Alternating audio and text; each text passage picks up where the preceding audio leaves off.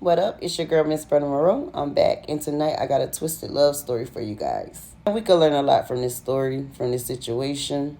We could learn a lot about giving people second chances. We could learn about trying to change another because we can't change anyone. It has to be something that they're willing to do. And we could also learn a lot about being eager or desperate for a relationship, and no disrespect to the young lady that I'm about to speak about in the footage tonight. I also send my condolences to the family and friends affected by this situation. Now, a little backstory on the young lady, Miss Kanisha Nealy. She had a lot going for herself. She was a single mother too, and to my knowledge, the kids' fathers were not actively involved in their lives during this time, but she held her own. She did her big one for them girls, and I could tell that she was a good mother. So she started out as a CNA, but it was like her entrepreneur spirit was nudging at her, and she initially ended up going back to school to get her business degree. After completing, college, she would then go on to build a successful Bells bonding company in Memphis. Friends and family would say she was, a loving person, a nurturing person. She liked to give back. And then I did see that she participated in the community outreach program, and she was very active and involved with things that the church was doing for the community as well. Fast forward to 2019. One day while strolling on Facebook, she receives a message from a young man by the name of Moses Chisholm, who would eventually end up being Sheldon Nealy, her husband. All right. So basically, he reached out. He introduced himself, told her he wanted to get to know her while serving a bid for aggravated assault with a legal firearm. So he was currently incarcerated when he first reached out to Miss Kenisha. Now, ladies, if you done dealt with somebody who's been incarcerated, you know. So the two hit it off pretty quickly. And it's like Sheldon was telling Miss Kenisha everything she wanted to hear. She would often go visit the young man. She even would bring the kids along for the ride sometimes as well. So they was like pretty much building, bonding.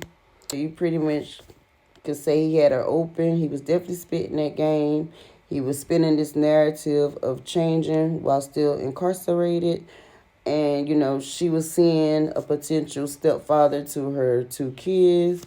She was seeing husband material. She was seeing how she can invest in this man and how they could be this power couple, basically.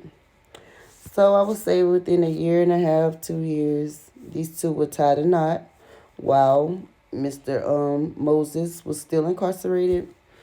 So she didn't get to have like this fairy tale wedding. It was just pretty much her, him, the kids, the guards, a few of his friends. Not much after he was released from serving his time. Her family and friends did not approve of this connection, not one bit. They felt like Moses was definitely manipulating Kenisha. They was moving too quickly. And maybe that Kenisha should have got all her Carfax. Yeah. All the nagging from family and friends about her husband only pushed the young lady into isolation. So at this point, she was cutting off everybody for the D. All right. By 2023, Kenisha decides to relocate to Hoffman, North Carolina, leaving behind family and friends and her established career. When they moved to this new state, this new city, this new home, she thinking everything's going to be blissful, peaceful. But pretty much when they moved from her hometown is when the honeymoon was over. Moses' mask had fell off. Kenisha realized that all those promises Moses made while incarcerated were merely sweet nothings in her ear. Moses was institutionalized. He became distant, began punching walls, throwing tantrums, slamming doors, pretty much just getting frustrated by the smallest things. The kids began to pick up on, Moses' behavior changing at first. And, they would often sit in their rooms to avoid the guy. Major red flag. If your kid don't like him, now we got to listen to kids. They be knowing. All right. But Kanisha wanted to prove her family and friends wrong. She ignored all the red flags, and the two will allegedly get into little arguments and spats about Moses not being able to hold down a job, which put a financial strain on the relationship. He began to get irate as if, well, not as if, but he would basically accuse her of questioning his manhood. She not questioning your manhood. Y'all got bills, man.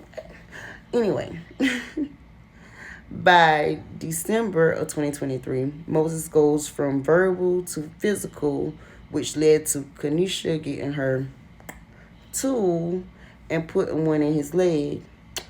And, she did that as a means to calm him down until the laws arrived. The laws will come, he will get arrested, and now he got a CDV charge. Sis goes and bond him out. This should have been her, breaking point, her breaking free moment, but she bonds him out, determined to make this marriage work, determined to be a good wife, to keep her husband and her family together. When he was released from jail, a couple weeks after, she announced that she was expecting. Unfortunately, by Valentine's, she had a miscarriage. While dealing with the trauma of losing a child, it's like he didn't care, he didn't show that much emotional support to her during this time. She still ignored the signs, insisted on giving this man a child. So they kept trying, and eventually she gave birth in June to a premature baby at 30 weeks. While the baby was still in, the hospital, they have to stay over for a while. Moses rarely visited his premature daughter and showed little interest in her well-being at all. By July, the baby was discharged and ready to go home. Kenisha thought that the baby being home would bring out this softer side in her husband, but Moses became more agitated, would complain about the baby crying, stayed out the house more, stayed shut up in a room to avoid the responsibilities of having a newborn. Yeah. Now we get to the twisted part, because I got questions. So by August 4th, one simple conflict turns gruesome, resulting in Kenisha and Moses being unalived and 3 kids traumatized by domestic violence.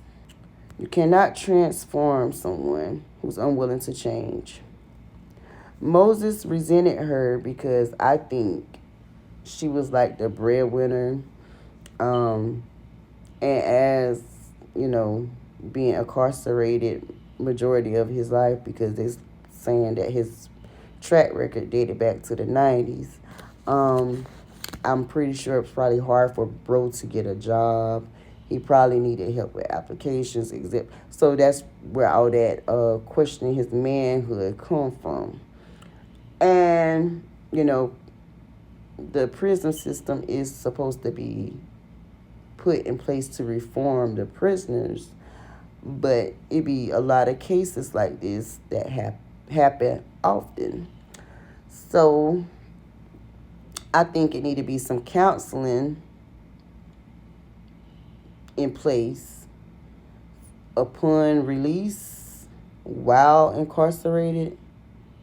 Being a successful woman, single, parenting in your 30s, you know what I'm saying?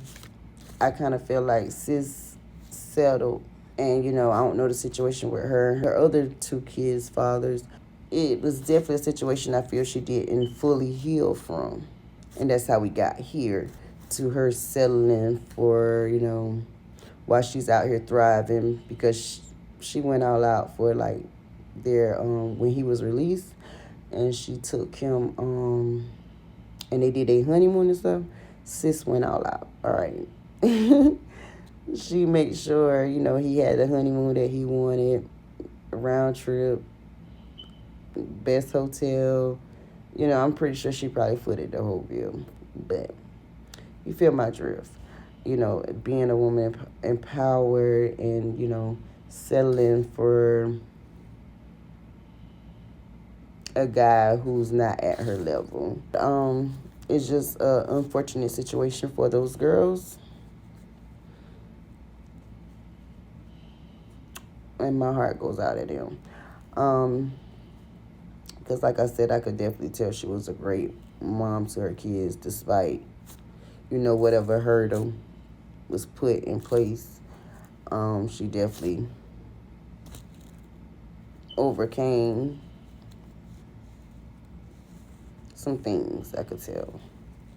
So what can you guys learn from this situation? Drop your thoughts below and let's talk about it.